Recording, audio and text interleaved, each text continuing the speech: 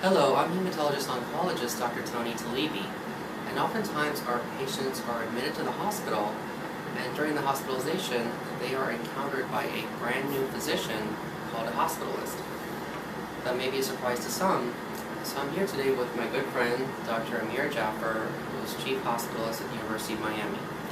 So let me ask you, Dr. Jaffer, could you please explain to our patients who is a hospitalist? And what role does he or she play in the care of the patient during the hospitalization? Good morning, Tony. Thank you for having me here this morning. A hospitalist is a physician whose primary professional focus is the hospitalized patient, one patient who is in the hospital.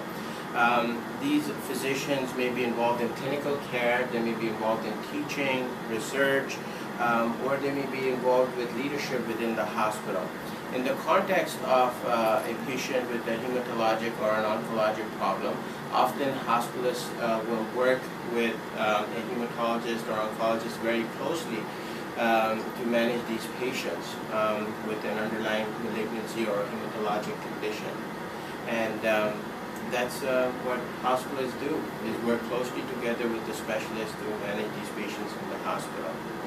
So would you please explain how the communication occurs, not just between the specialists, but between the patient's primary care doctor? Right. Ideally, as you know, a lot of the clinical care we provide, either in the outpatient setting or in the inpatient setting, is really based upon communication. So as hospitalists, we really strive to communicate very closely with the patient specialist, whether that's the hematologist, oncologist, or another subspecialist, as well as with the patient's primary care physician.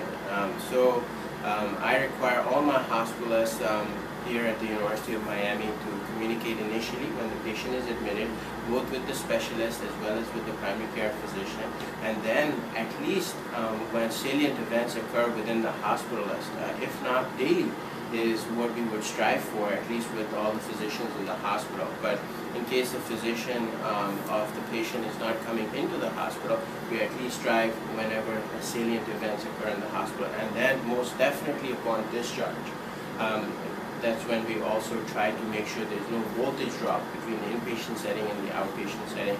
And not only do we dictate, but also try to call the physician on the outpatient side.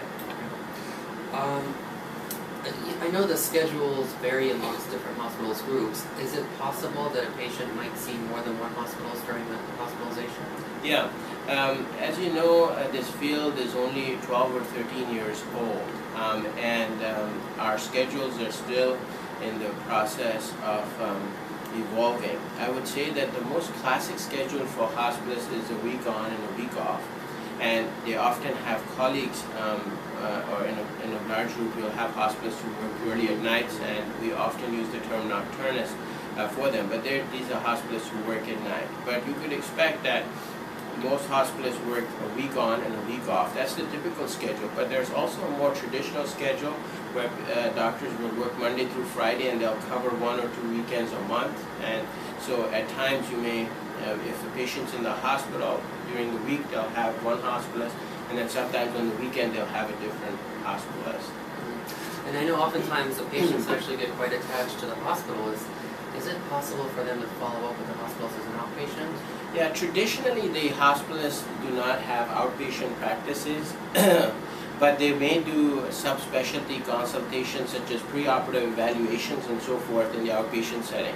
But traditionally, when patients are discharged from the hospital, we like to make sure that hospitalists arrange a follow-up appointment with their specialist, in this case a hematologist, oncologist, who's followed them in the hospital will follow up with them, and or their primary care physician will also follow up with them. But we don't usually follow patients in the outpatient setting. So that rests upon the primary care and the specialist. That's right. Are there any procedures that the hospitals might perform in the hospital?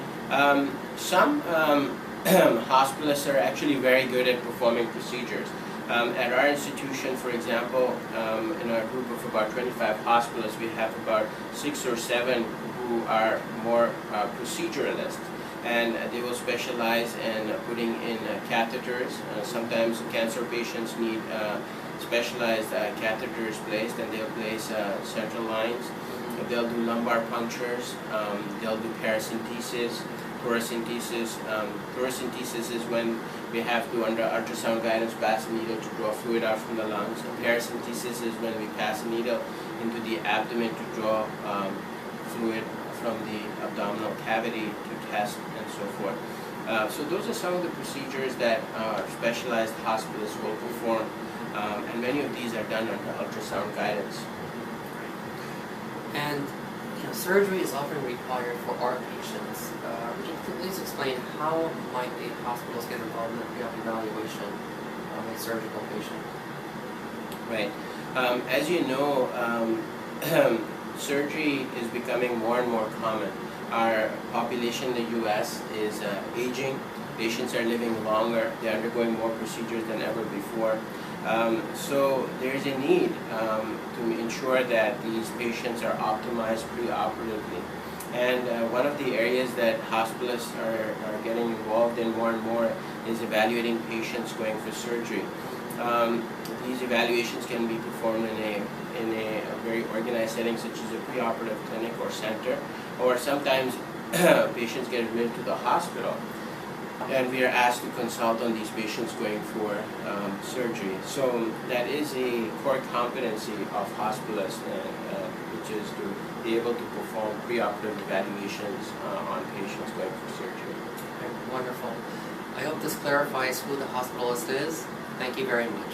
Thank you for having me this morning.